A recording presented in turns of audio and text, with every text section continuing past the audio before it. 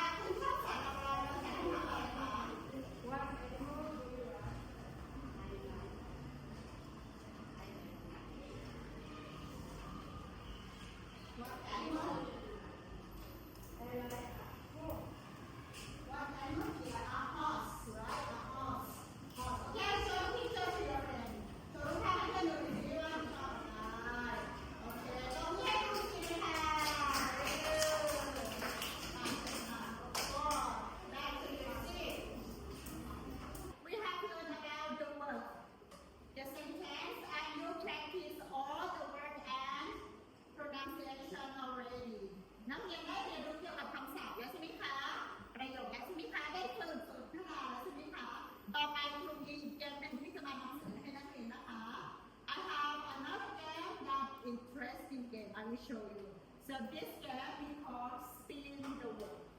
เกมนี้เราจะเรียกว่า wheel นะคะ spin ก็คือกดให้มันหมุนนะคะพอทำ3 อย่างที่ทำไหนให้นักเรียนลุกขึ้นนะคะก่อนอ่านออกเสียงคำศัพท์ของนั้นนะคะกลุ่มอันนี้ให้เล่นเป็นกลุ่มนะคะให้ส่งตัวแทนกลุ่มส่งกลุ่มแรกที่ยกมือขึ้นแล้วก็ตอบคำถามก่อนจะได้คูปองนะคะครูมีคูปองคะแนนให้คะแนนเป็นกลุ่มโอเคไหมคะ Are you ready? Ready. Are you ready? Ready. Okay, let's go.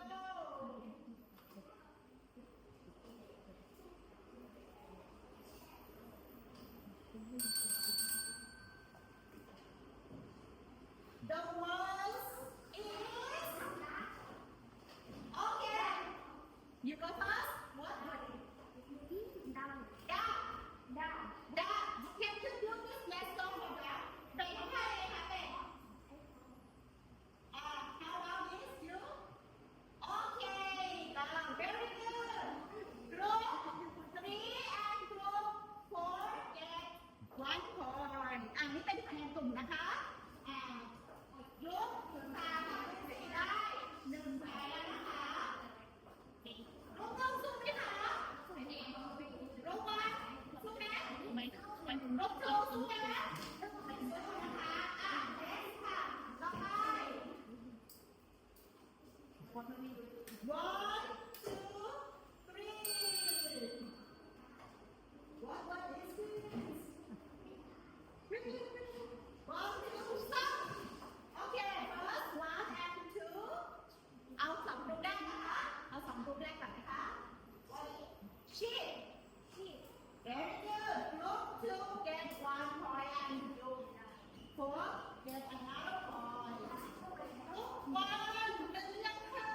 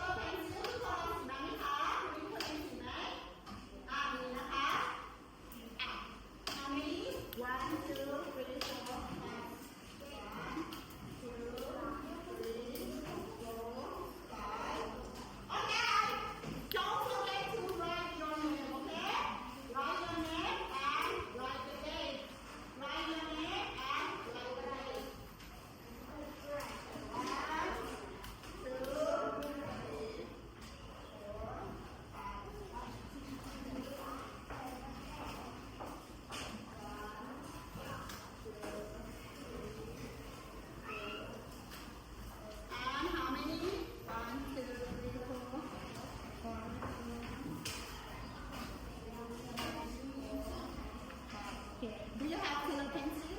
มีสีไหมคะตรงนี้ใครมีสีบ้างเลือกโอเค you can share with your friend อย่าลืมของเพื่อนนะคะแบ่งให้เพื่อนไหมนะคะอันแรกคือห้ามลืมเขียนชื่อนะคะ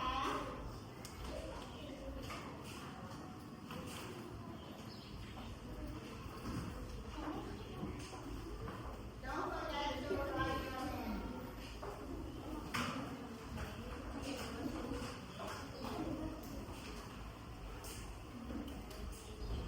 Very good.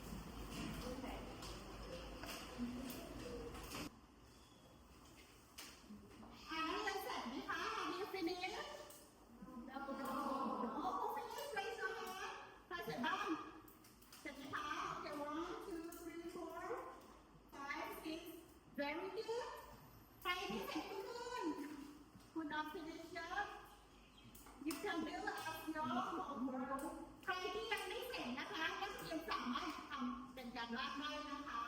ใครที่ยังไม่เสร็จนักเรียนสามารถทำเป็นการบ้านได้เห็นไหมคะทีนี้เราจะมาทบทวนคำศัพท์อีกหนึ่งรอบนะคะว่าคำศัพท์ที่เราเรียนไปมีคำศัพท์อะไรบ้างนะคะเดี๋ยวเราทบทวนคำศัพท์อีกรอบหนึ่งนะคะส่วนใบงานไม่เสร็จเดี๋ยวไปทำเป็นการบ้านนะคะ Focus on the board นะคะ Eyes on the board ทุกคนแรงๆนะคะเดี๋ยวเราทวนคำศัพท์เรื่องนี้เราเรียนคำศัพท์อะไรบ้างนะคะวันนี้เราเรียนเกี่ยวกับอะไรนะคะการนะคะการ animal นะคะดูนะคะนี่คืออะไรคะที่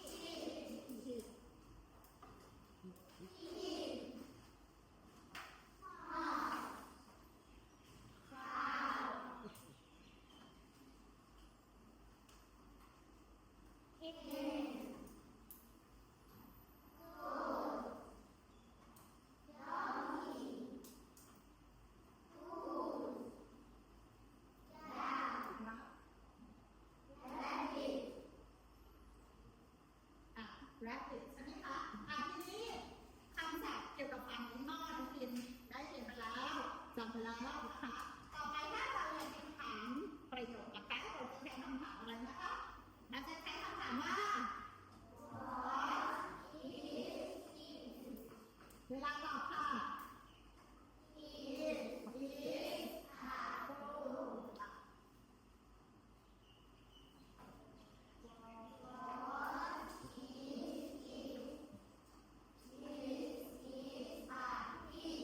แล้วถ้าเราอยากถามว่าคุณชอบสัตว์อะไรนะคะเราใช้คำถามว่าอะไรนะคะ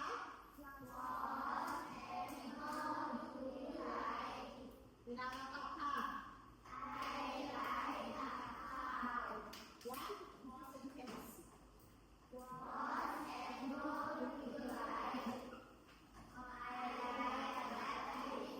I like rabbit นะคะเดี๋ยวเราจะส่งถามนะคะพอสคะหมูภาษาอังกฤษว่าไงหมูพี่ What animal do you like? Oh, you like pig. What animal do you like? Hen. What animal do you like?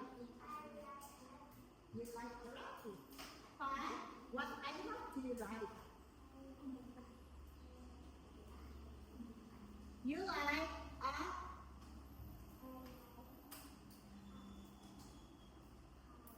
You like a cow. Very good. And bird. What animal do you like? Bird.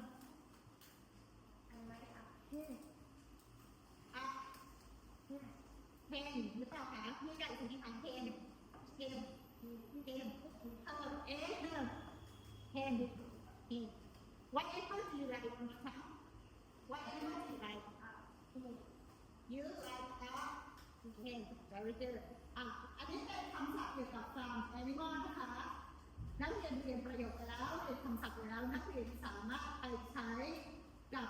ประโยคอื่นๆได้ไปใช้กับคำศัพท์หมวดอื่นๆได้นะคะ What is this กับ What animal do you like นะคะนักเรียนสามารถนำประโยคไปใช้กับหมวดคำศัพท์อื่นๆได้ยกตัวอย่างเช่นสีค่ะเราก็จะเปลี่ยนจาก animal เป็น color เช่น What color do you like เวลาเราตอบเราก็ตอบว่า I like red I like pink โอเคนะคะนักเรียนต้องไปแล้วค่ะคุณเรียนด้วยนะคะ Do you have any questions นักเรียนคำถามไหมคะสำหรับวันนี้ No always no อะไรค่ะส่วนใครที่แบบฝึกหัดไม่เสร็จนะคะให้นักเรียนทำเป็นการบ้านนะคะคุณนักเรียนจะexercise you can do as your homework Okay now it's time so are you happy for the lesson today